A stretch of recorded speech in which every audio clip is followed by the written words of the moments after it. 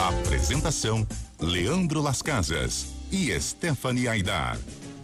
Voltamos agora a falar sobre a Covid-19, mas agora com outro enfoque. A gente conversa agora com o Leandro Lobo, ele é professor da Universidade Federal do Rio de Janeiro, a UFRJ, e ele é microbiologista. Vai contar pra gente a dificuldade na elaboração de um remédio contra a Covid-19. Boa tarde, professor, seja bem-vindo. Boa tarde. Boa tarde a todos os ouvintes também. Bom, por que a gente não tem ainda um remédio para a Covid? Olha, é muito difícil desenvolver drogas antivirais. É muito mais difícil desenvolver drogas que combatam vírus do que bactérias, fungos ou parasitas. E isso tem muito a ver com a característica inerente do vírus, né, da partícula viral. Existe um conceito na microbiologia, na medicina, que a gente chama de toxicidade seletiva.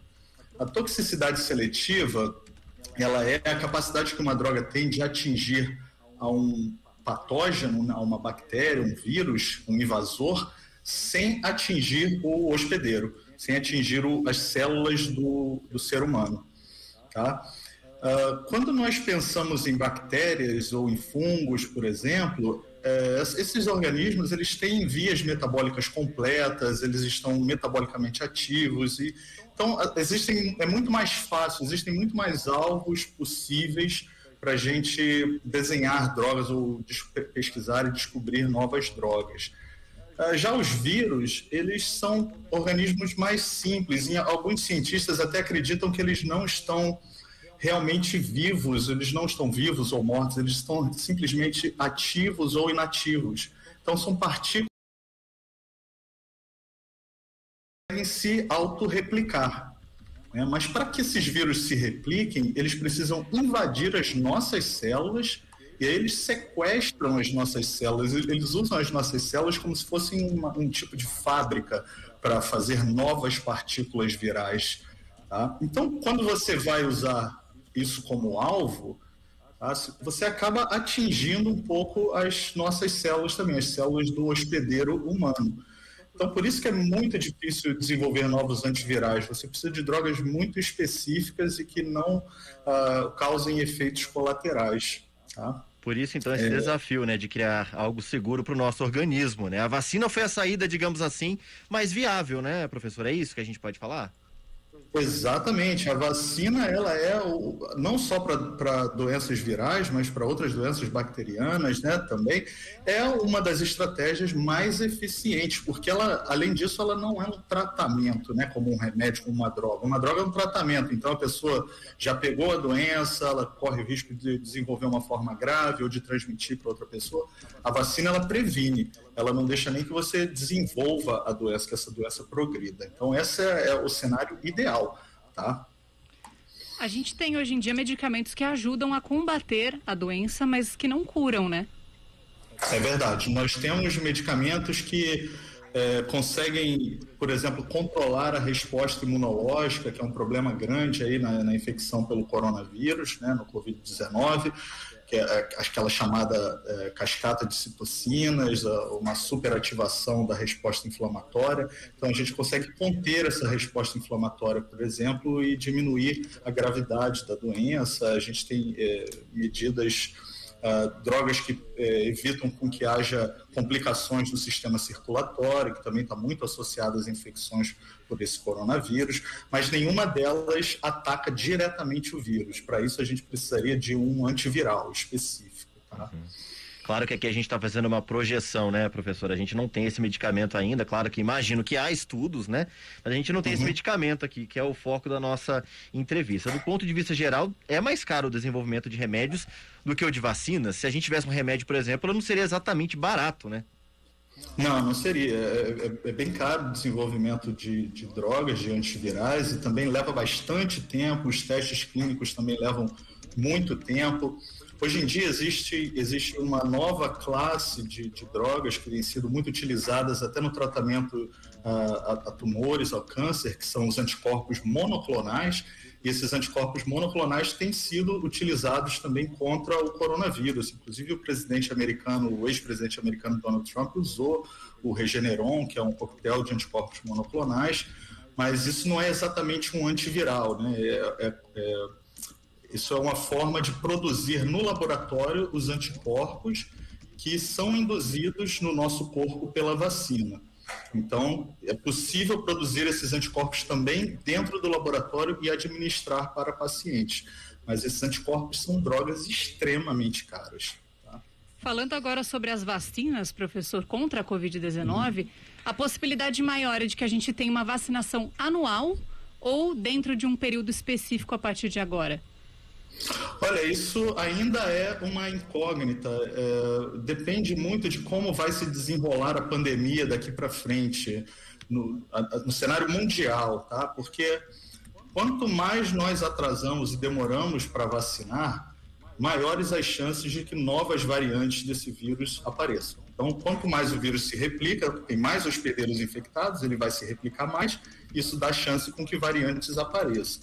Então, surgindo novas variantes aí, eu não tenho dúvida que a gente vai precisar realmente atualizar as vacinas e fazer novas campanhas de vacinação em períodos futuros. Mas, se nós conseguirmos conter essa doença mais rapidamente, aí talvez esse tempo seja mais espaçado. Existe também a questão da nossa resposta imune em relação às vacinas. Quanto tempo dura a imunidade gerada pela vacina?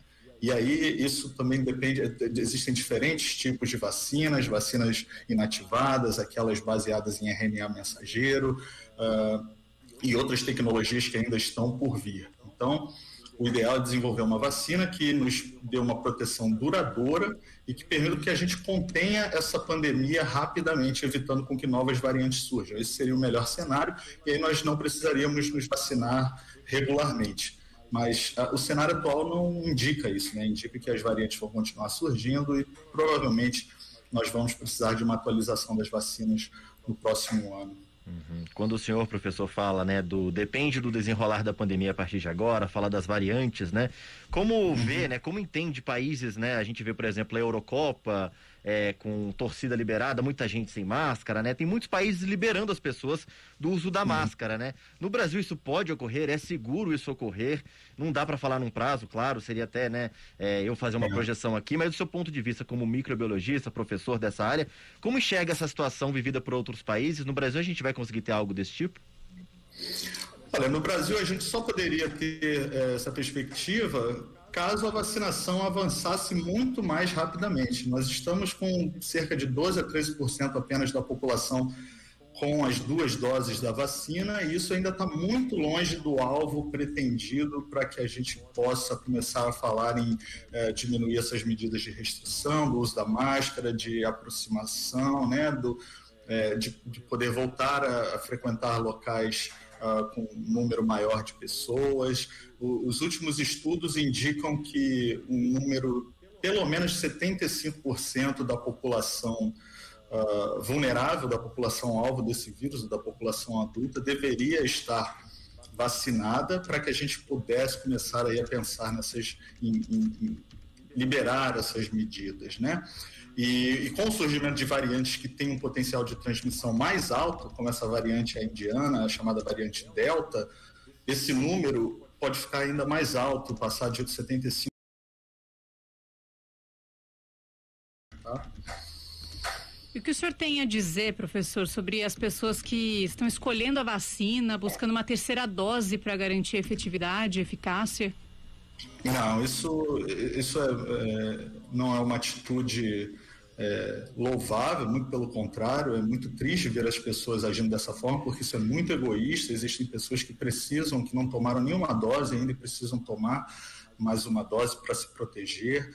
É preciso que as pessoas entendam que escolher vacina, gente, isso não traz benefício nenhum. Esses números, essas porcentagens de eficácia que estão sendo divulgadas, elas só servem para guiar cientistas e pesquisadores que trabalham no desenvolvimento de vacinas ou no desenvolvimento de políticas de saúde pública. Elas não servem como uma orientação pessoal. A vacina, ela não é um antídoto pessoal, que você vai escolher qual, nesse trabalho teve uma eficácia maior, então eu quero essa vacina. Não é assim que funciona, tá? Existem inúmeras variáveis que afetam a eficácia da vacina. Inclusive a própria cobertura vacinal, a velocidade com que nós conseguimos vacinar as pessoas, né, a taxa de transmissão do vírus. Existem diversos fatores socioeconômicos, fatores demográficos, como idade da população, sexo. Então, esses estudos de eficácia, eles só funcionam ali dentro daquele teste clínico, esses números são válidos ali dentro do teste clínico, e servem para guiar pesquisadores. Não adianta ficar comparando um número com outro e tentar escolher uma vacina. Todas as vacinas são muito boas, são eficazes, nos protegem de óbitos, nos protegem da doença grave. Então, por favor, não escolham vacinas, porque isso acaba atrasando a vacinação, né? O importante é que mais pessoas se vacinem o quanto antes possível. E tomar a terceira dose sem indicação, por enquanto, não existe nenhum benefício ainda, tá? Ou seja, não há necessidade, você vai tomar uma dose a mais, isso não vai te trazer uma imunidade mais robusta. Talvez essa terceira dose seja necessária para o próximo ano, para daqui a alguns anos, a gente ainda não tem certeza, mas para agora, para esse momento, com certeza isso não é necessário, e você está tirando a dose de alguém que precisa, né? Que pode salvar a vida de uma outra pessoa. Então, por favor, não façam isso. Tá certo, professor da Universidade Federal do Rio de Janeiro, microbiologista Leandro Lobo, muito obrigado por tirar as nossas dúvidas sobre esse desenvolvimento, né, de um remédio, trazer esses detalhes sobre essa dificuldade, comentando também a questão das vacinas. Muito obrigado, bom trabalho para você e até uma próxima oportunidade. Boa tarde. Boa tarde, eu que agradeço. Um abraço. Boa tarde, professor, até a próxima. Boa tarde. Até a próxima. Tchau, tchau.